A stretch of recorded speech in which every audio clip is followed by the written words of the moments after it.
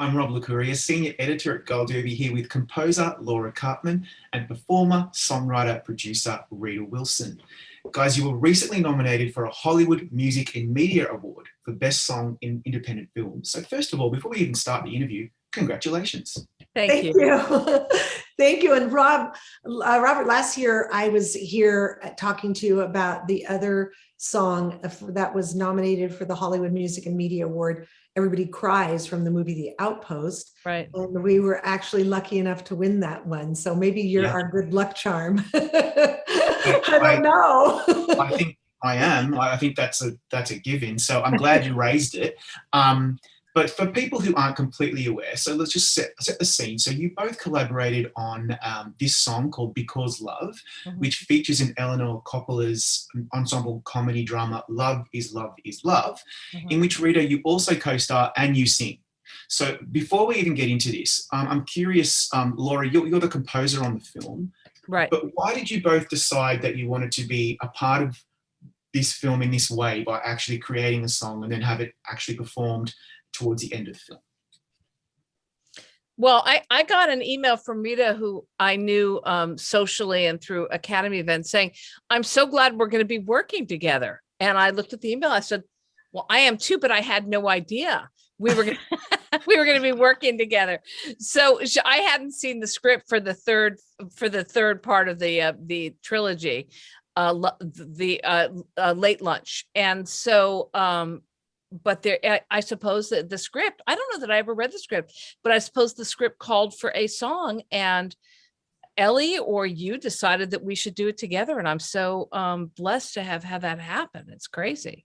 It was the movie had a character, which is the one that I was asked to play, called, oh my gosh, I'm forgetting my character's name. But anyway. Mary Kay. Thank you, Mary Kay. It's been a long time. I've been doing a lot of press today, so my mind is like, but and that character had to sing a song in the movie, and the song wasn't written, and they didn't know what song it was going to be, and I didn't know if it was going to be a song that we were going to cover, or it was going to be something that was supposed to be original to this character who was a songwriter in the movie. And so I asked Eleanor if it would be something that she might consider having me co-write this song, and obviously with Laura, because she's the most amazing composer. You're so sweet. And I love collaborating, and it was a really fun opportunity, but also just, I was super excited because the song has to be sung in the movie, and that made me nervous because it had to be like, oh, from my character's point of view. Right. But it ended up being such a wonderful experience, because then Eleanor used it at the end as the end credits song, and Laura, her score is so beautiful, and it kind of all tied in together a little bit. Yeah, the best movie songs are performed during the movie, as well as the end credits, of course. And Eleanor Coppola, the director, obviously deploys the song at a specific moment. So it's during Late Lunch, the last part of the film. Right. And Mary Kay decides to sing an excerpt of the song at this altar that her friend who had passed away, her daughter, had created. So that's the setup. And I found that the song was effective because to me, it served as a circuit breaker. After all these revelations and laughs and tears, it was a really nice, quiet moment for reflection. And I'm wondering if that was the intention. Gosh, that is really interesting. I loved the way Eleanor directed it and how she edited that sequence together, because it was a moment to allow people to just reflect on the story and what has just happened, and I thought that in the movie, I actually sing the song a cappella, and then it becomes part of the score that Laura so beautifully made happen. So anything that's good about that sequence, I have to credit the editor and the composer and the director, of course. But I mean, and you you sang it. You know, it's such a funny thing because I think lately, and you know, pre whatever the next wave is, we've been having gatherings here, and you know, many of my friends are musicians, and often somebody will sing, and a really good friend of mine, Tara Stinson, who has another wonderful song in this mix right now, she plays a game called Pass the Song. And so she'll start out singing something, and then it'll kind of pass around the room, and everybody will add to it, and everybody will sing about what they're feeling, and it's really amazing. And it's funny because when you're at a gathering and somebody starts to sing, I think you're right, Robert. I think it focuses the energy in a really, really profound, funny, meaningful way. And it brings everybody in the room closer. Yeah. And that's what I've experienced. Just, you know, it's Hanukkah. We sing at Hanukkah. You know, it was my son's birthday. We had a little get together for his birthday. We did Pass the Song, and it's really a wonderful thing to do. And I think it's a particularly wonderful thing to do in this period after we've been denied so much, you know, being together. But I think one of the first things that people got scared to do literally was sing, right? Yeah, because you're opening your mouth. Because you're opening your mouth, and all the stuff that happened, you know, it was the first big outbreak in Washington. And so I think this feeling of singing, and then the exuberance of experiencing that together in person is really important. I think you really hit on something beautiful, because I think seeing this film now is different than even seeing it 2 years ago, because it's about people gathered. It's about people having an intimate moment together. It's about conversation. It's about all the things that we've been so denied that are so not just delicious, but I think now we know more than ever, absolutely essential to our humanity, you know? Yeah. And I think when Rita gets up there and sings it, you know, as Mary Kay in that moment, it synthesizes everything that's gone on before, and starts to turn the film from one of, you know, of some funny stories, but a lot of working stuff out, into total joy, which is what happens, you know, from that point out. It starts with that. They trade scarves, which I love, obviously. And then they do the dance. And I mean, it just starts turning. And I do think that moment that you sing is it frees the cast in a funny way to do that. It frees the story to do that. That's right. It is, to me, it was the perfect circuit breaker. And music always propels the narrative in a very special way. It amplifies emotion. Like at a funeral, when I cry when the music's on. That's at right. a wedding, when the bride and the groom, or the bride and the bride, or whoever, are dancing at their first song, that's when the tears happen, you know? Yeah. And tears of joy, tears of sadness. And that's what I think that song represents in this film. The first two lines of the song, to me, were the most compelling. There are gifts in the love, there are gifts in the loss. What are you trying to say with these lyrics, particularly at the beginning of the song? Why do you use those words? The song, because it was a very specific song that had to be written for this moment and for this movie and this character, in the script, we've all been invited to this woman, our friend's house, to her daughter's luncheon. And this woman has passed away, and the daughter has asked each of us to bring something to put on the altar for her mother, because this woman was always creating little altars of things that she loved. And so my character wrote a song and, you know, put the lyrics on a piece of paper that she is going to present to the daughter.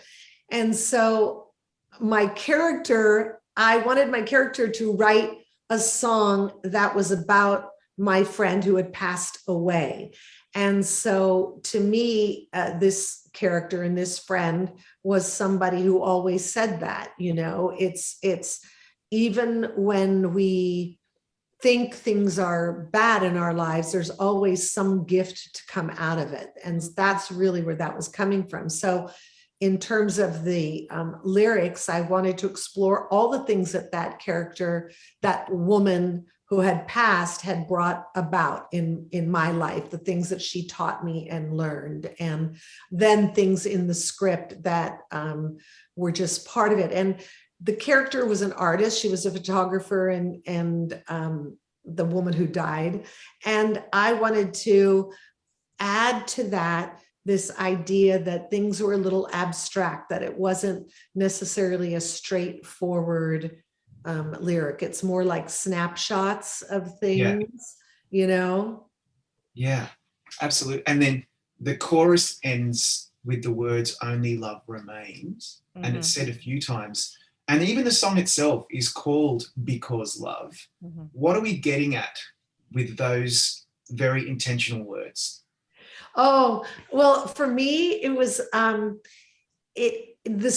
Laura and I, when we started writing it and we were, kind of talking about inspirations and things, we wanted the music to have some melancholy to it and something that was bittersweet. And then when we got to writing the chorus, we thought, this should lift and this should now feel like there's hope.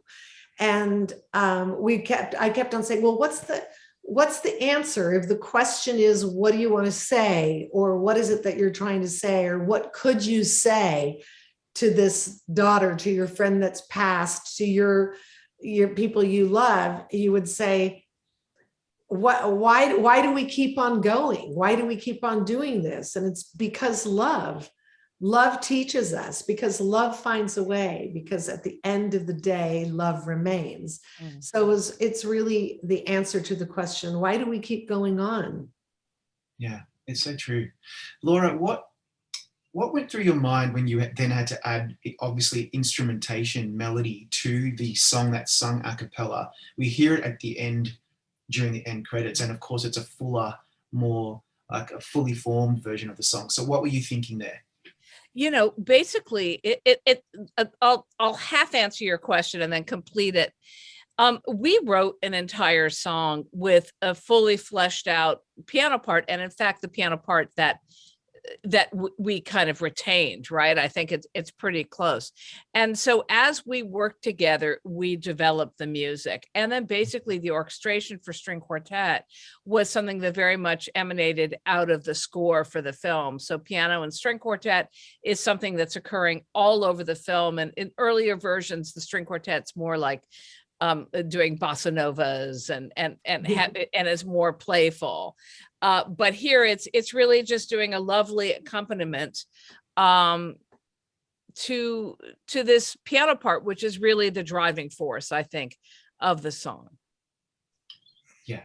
And also, Laura was really so great about wanting it to be that simple and that intimate and spare in a way. Yeah. And I loved that. I mean, her piano playing is just incredible. I love this. God. No, I do. She always I don't think that. So, but thank you. I don't know why, but she always says that, but she's fantastic. And there's something to me about music and chords that get me in the gut. And it feels like that's what happened, like that music was playing me in my body. And so it just resonated, when we were fooling around on the chords and what they would be. I think one of the neat things about the way the chords work is they're always falling. That's right. Yes. So you've got da do da do da do da da. Then it rises up and da da da da da da da da da da da da da da da da da da. So everything is always falling, and then it corrects itself and goes high again. And I think that is really a beautiful metaphor musically for what the song's doing, which is this kind of you're moving through a life. almost, and then you get up again and you start at the top, and some things happen, but then you get up again, and it's that circular sense to what, you know, of a day and 2 days and 3 days and a year, and I think that's really how we designed the way the music works, with that falling melody, that it feels like the film, and it feels like life at a certain point in your life. It goes, the day starts, it's wonderful, great things happen, other things happen, and then you get up again and you do it with the same optimism that you faced the previous day. Yeah. I love that, Laura. That's so beautiful. I love it's true though. It's so much the way that we designed it. That's right. The song on the surface seems quite simple. It is. But it's, to me, you know, the 3 words I wrote were actually plaintive, yearning, hopeful, because it does do this and then it comes back. That. Yeah. And a yearning is the falling. That's right. So, you know, plaintive, yearning, hopeful. Yeah. That's right. That's exactly right. So thoughtful. Thank you, Robert. I appreciate that. That is so thoughtful. Thank you for really listening to it in that way. The way that it falls, I expect the chords to get to a certain point, but Rita keeps singing that down, and I'm like, you do get pulled down by it, but then you come back. It's a really fascinating song. It's actually not as simple as you first think. I'm going to ask you a couple of non-because love questions, because we're running out of time. Sure. The first one is to Laura. So you're a multiple Emmy winning composer, but lately your credits have been some really cool stuff. And I have 2 kids, and so we're a Marvel household, right? Are you watching What If? Basically, we devoured What If like there was no tomorrow. Right. Plus Lovecraft Country, which is a bit risque for kids, but don't tell parent services. But What If just to show my nerd credentials, how cool is it to work with the Marvel Universe? Oh, it's really cool. And it's cool for about 500,000 reasons, but one of them is that they love music. Yeah. And they really want you to do it, and they want it to be big, and they want it to be orchestral, and they want it to be complex, and fans love it. And I have to tell you, it's an absolute pleasure to be in that world. And I've waited a long time to do that kind of music, and it didn't disappoint. That's very cool. That's so cool, Laura. It's such a good score. So hopefully you can work on more. We'll see what happens. Yes, we're definitely doing season 2, and there's more around the corner as well. And the best episode was the zombies one. I just want to put it out there. Oh, did you like the zombies? Okay. Oh my God. Other people like the Doctor Strange, but now I know you better. Now that I know you like the zombies. Yeah, I'll tell you, I'll give you one little thing about the zombies that nobody figured out. And that is, the whole opening is the Avengers theme backwards in reverse. No way. Oh my gosh, that's so good. Yeah. Nobody brilliant. Who interviewed me for any of the What If stuff asked the right question, to ask for the Easter eggs and the scores, because they're all. Oh, that is I'm so totally okay. Cool. Yeah, I will listen to that when I go and pick up the kids from school soon. Super fun. So my final questions to both of you, really, it's obviously you're both on the board of governors for the Academy. So firstly, Laura, you know, you're one of 3 music branch governors, and you're a champion for women composers. You know, over the long history of the Oscars, only, I think, 3 women composers have won: Anne Dudley, Rachel Portman, and recently Hilda Goodbody. I've interviewed some incredible female composers, for example, Renee Kirchman, Ruth Barrett, and I frankly want to see more of them. Do you think there's been a discernible shift in the industry to give women more opportunities to compose film and TV? Yeah, I think it's hitting TV first. Yeah, I think you're seeing TV open up quite a bit, and we've been working really hard at creating those opportunities, and we're seeing them a lot more. And I think one of the reasons why I was passionate about implementing a short list in the music branch is so you could see more films being elevated and being taken and songs as well, and being taken into serious consideration. And I was hoping that would widen the diversity. And we saw it last year with Lolita Ritmanis' score, Blizzard of Souls, which is a film. It's a Latvian film. Nobody would ever know about it really, but then it made it on the short list. And I think she got very close to a nom. So look, we have, you know, we started from literally nothing. I mean, when we started the Alliance in 2014, it was 2% of the top 250 box office films were scored by women. Now we're up to a whopping 6%.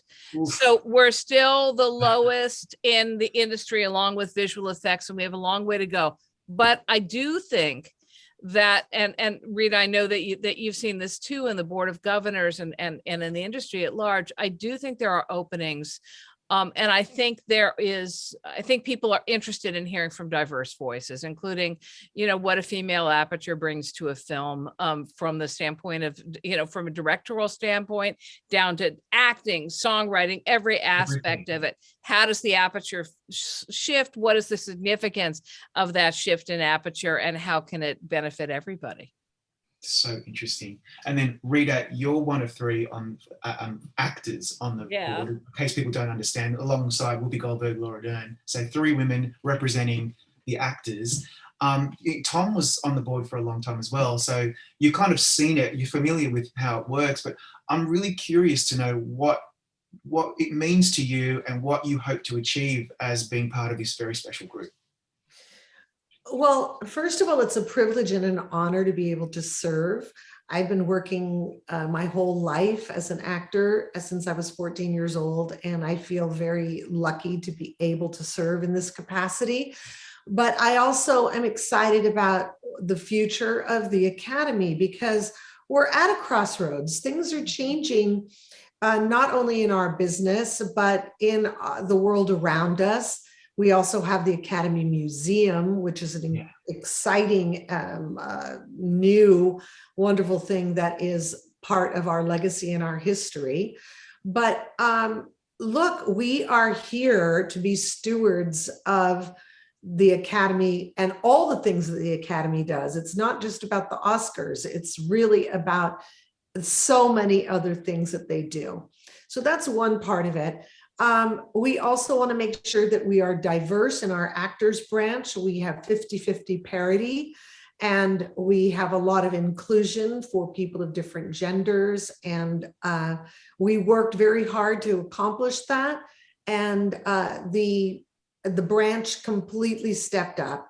So we feel very happy about that. We live in a global world now. Yeah. So we reached out to make sure that we had Academy members from all over the world, wherever films are made, so that we could not only watch their films, but get their perspective on what is happening in films in their country. What do they observe and see? So it's a way to sort of gather information and then take that and make what we do in our business better. Absolutely. I'm so glad you said that, because not only is gender and race, ethnicity important, sexuality important to filmmaking, but so is nationality. And when you look at those inclusion lists every year, the invitee list, it's just full of people from all over the world. It's so fascinating. I wish we had more time, but we don't. I have to say goodbye. Thank you so much, both of you, for your time. Congrats on Because Love.